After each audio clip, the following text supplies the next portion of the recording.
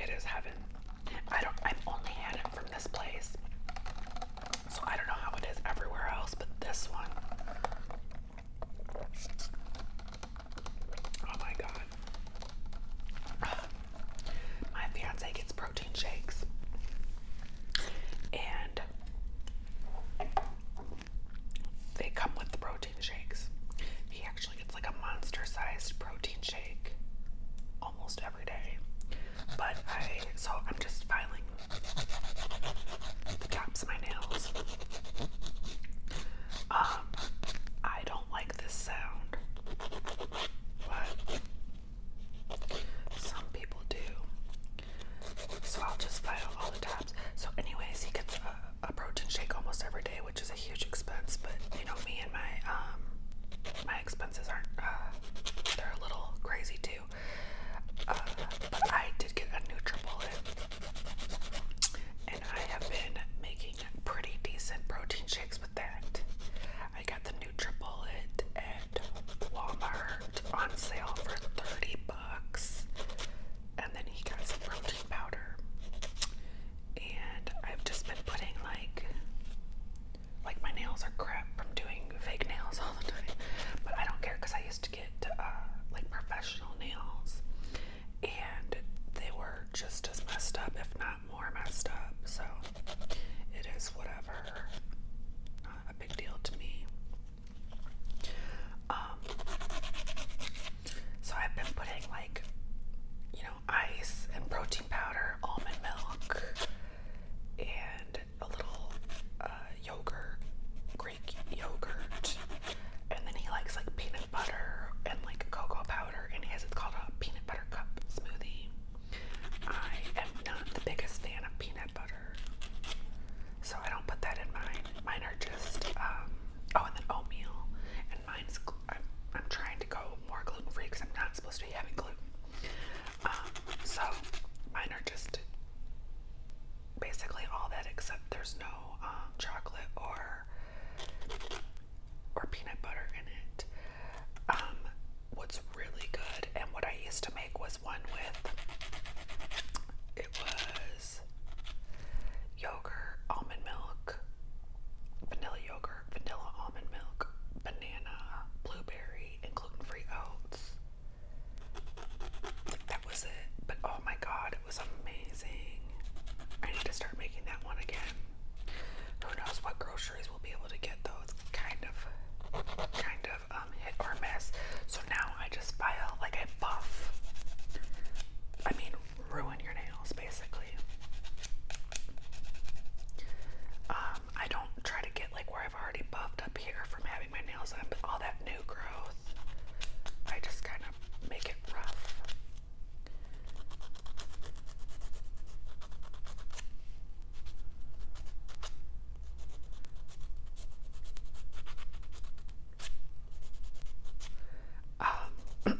Last night I fell asleep watching old school ASMR sounds.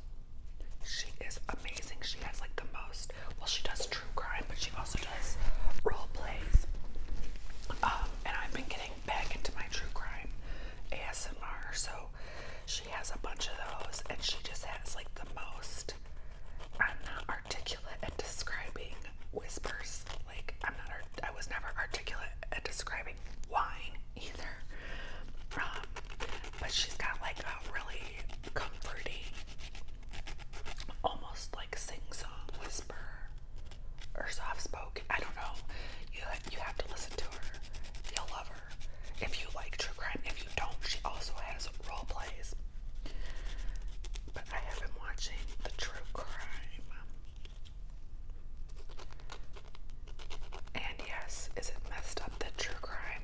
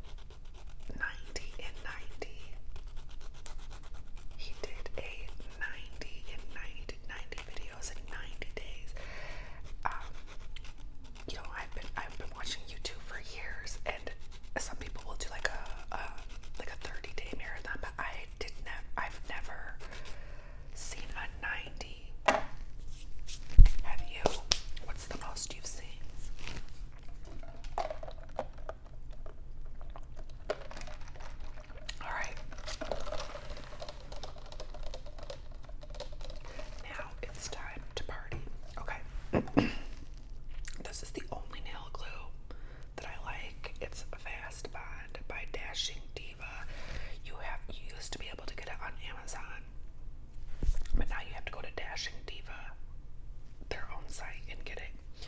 I think it's about $13 a tube. I do keep like a cheapo Walgreens one in my purse because occasionally, you have a little mishap and you need to, glue one back on or whatever. So I do keep a cheapo in my purse, and this one stays at home.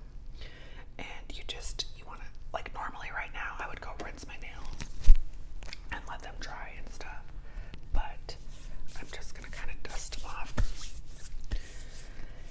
And then you put some of this glue like all over your nail, and you also put it on the back of the fake nail, just at the bottom where your nail is gonna meet. And then I give it like a few seconds, and I just press it on, kind of seal it on there for a few seconds, and just press a little bit. Sometimes they come with a little stick so you can clear the glue out from underneath, and sometimes they don't. If they don't, you can use like another little nail to kind of get what's left. My thumbs, I use the biggest one on my thumbs, a 0. My hands, I kind of feel bad for people with any bigger nails than me because I don't have wide nail beds and I'm using the biggest size. So what are people with bigger nail beds using? Do they have to get, I guess they just put it on there and there's a gap. I don't know. I mean, I don't need to use the biggest size. I could size down, but I do use the biggest size, and then if one of these comes off, I still have the size 1s. Because I don't throw out the nails until I'm done with that, like the extras. I'll just save those until I'm done with this set. And you just try to make them not crooked, right? So kind of take a look at them as they're drying and make sure it's not on there crooked, because once it's on, it's on.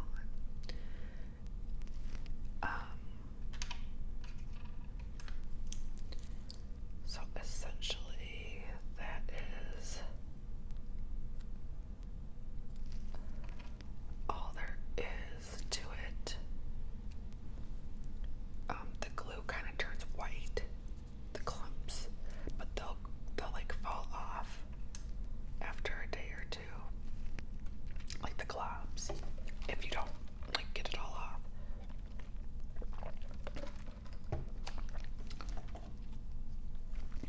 These are kind of like a swirly pattern, which I guess is coming back in, and I'm not excited about that. I can do a swirly nail, but the swirly fashion and the swirly home decor, I am not here for it.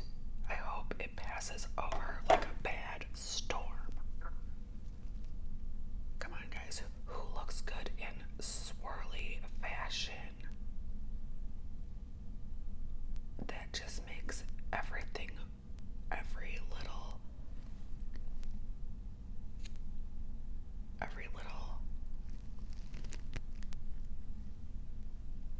extra lump look 10 times worse, right? Okay, who texted me?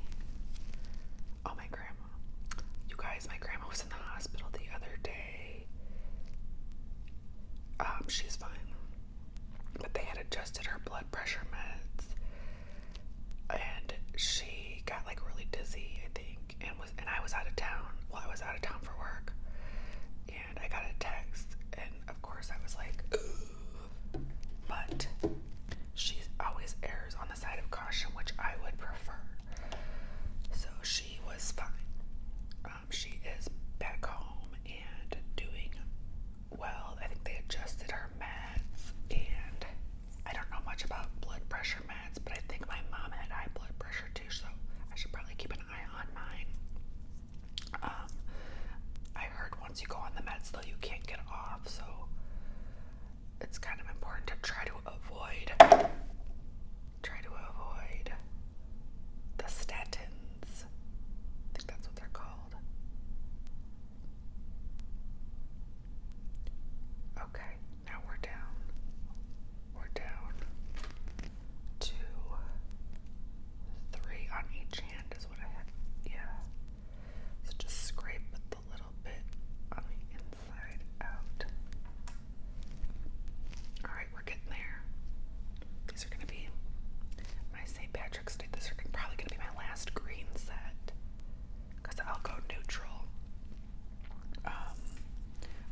which is right up against St. Patrick's Day. I probably won't go green because I hate carrying the holiday over after the holiday, which is another reason why I like doing my own nails, because I would hate to go pay for a set, pay $50 for a set, and then, you're looking at it after the holiday and you're like, okay, I'm over this. And then for these, it's like a week. I pretty much change them once a week. Now it gets a little trickier after you have a bunch of them on, because then you're, you got long nails and you're doing stuff with long nails, which is a little bit trickier. So we are having our floors done, right? This was supposed to be a 2-day project. Yesterday was day 3, and we ran out of floor. They ran out of flooring. So they underestimated the time, and they underestimated the amount of flooring. The biggest problem with that is the underestimating of the amount of flooring, because that is a several day interruption. Because now we had to order more flooring and wait for it to ship. Meanwhile, the fiance's on 3rd shift. Okay, so we are stuck with the baby upstairs, because downstairs is a mess, right? It's the whole downstairs that we're getting floored. So we are stuck upstairs with him while he's trying to sleep. The baby is not having it. The dog isn't either. My dog, I love my dog, but he is really testing me. He is testing me. He just does not like being upstairs like that, and I don't blame him. I don't either. But I'm like, Mondo, quit crying. I can't. I have so many sensory issues, and I'm actually going to go to my doctor about that and just see if I haven't been looking at the big picture. I've always had anxiety and social anxiety, and obsessive nature, but I feel like I have been missing the big picture, and maybe talking with my doctor about all my sensory issues and how painful it is to be in many situations, physically painful, that maybe I will learn a little more about myself. I don't know. I don't know what my actual diagnosis is, because when we're a female child in the, growing up in the 80s and 90s, you were just basically told to mask and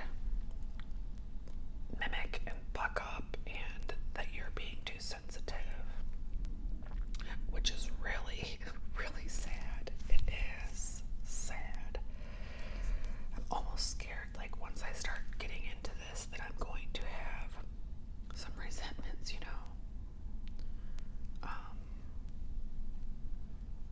but better late than never. I took some online tests, and they basically told me that it's a good idea for me to go get some professional evaluations, because my online test showed some results that said, yeah, you should probably go in and speak to your doctor, and maybe getting a professional screening can help me